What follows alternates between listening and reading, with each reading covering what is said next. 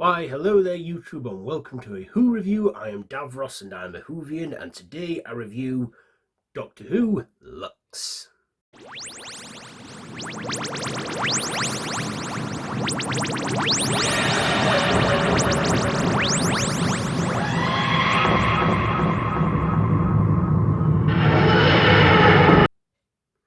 So continuing my review on season 2, the quest continues to get Belinda home, but upon that they stumble into 1950s Florida, where there's an abandoned cinema harvesting a dark secret, and that is the cartoon of Mr. Ring-a-Ding has come to life. And of course the Doctor's got to find out what's going on. How is a cartoon alive? And the cartoon always says, "Don't make me laugh," till he laughs, and it is none other than the giggle. The pantheon of the gods return with the, as Mr. Ring-a-Ding turns out to be none other than Lux, the god of light, voiced by Alan Cumming, who of course is no stranger to Doctor Who, as he was in the series 11 episode The Witch Hunters, is that it, where he was King James. And in this he lends his voice to the show as, Mr. Ring-a-Ding or Lux. So what did I like about this one? Well, we get the second episode of season 2. The continuing theme, that being the Doctor trying to get Belinda home with his Vindicator in the TARDIS, wondering why he can't make that date. And of course, being in the 50s, they both decide to stick around there for a bit and solve this mystery like in a Scooby-Doo-esque way, which they reference in the episode. We also get a few historical accuracies given how people of colour were treated back then in the 50s, like we did with the Rosa episode. We get this like mentioned again in the episode with the diner, saying people of colour have curfews. And of course we get the projectionist in it, who is played by, I can't remember his name, but what I do know is his father, of course, is a national treasure. His father being Ken Barlow from, hang on, where is it?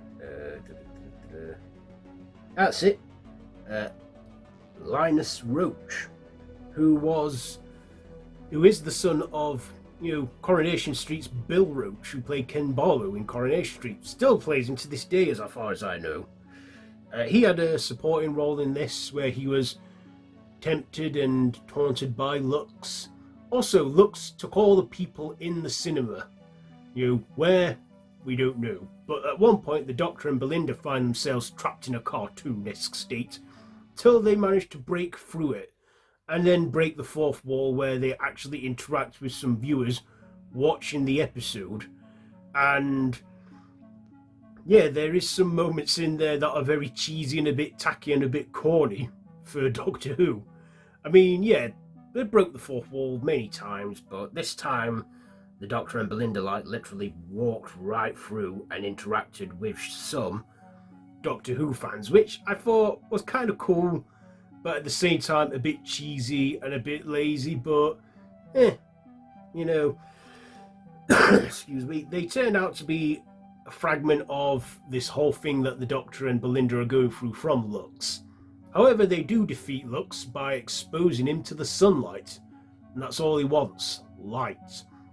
Where he goes from being cartoon to digitally altered to being real, until he goes into that. So yeah, we even get our little Anita Dobson cameo as Mrs. Flood.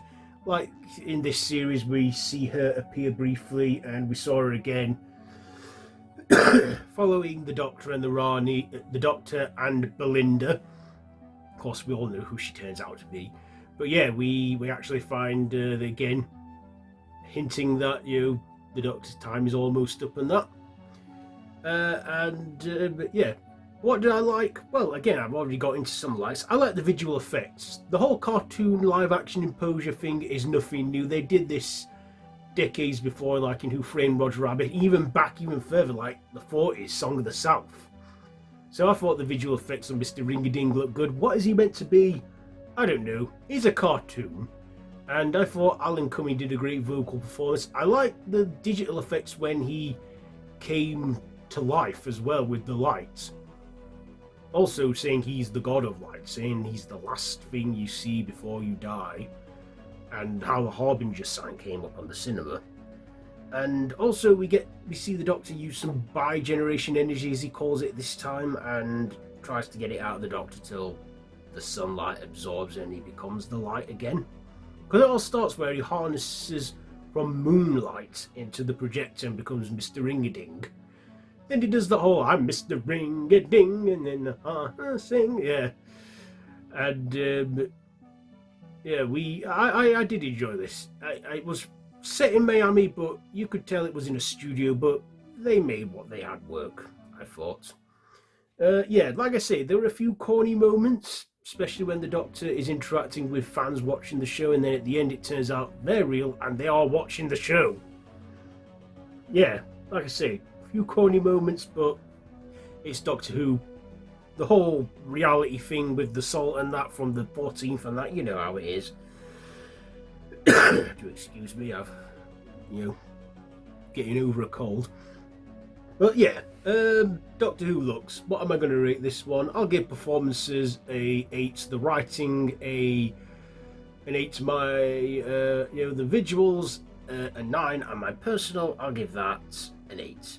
That was an entertaining episode, but got a bit tacky in some moments.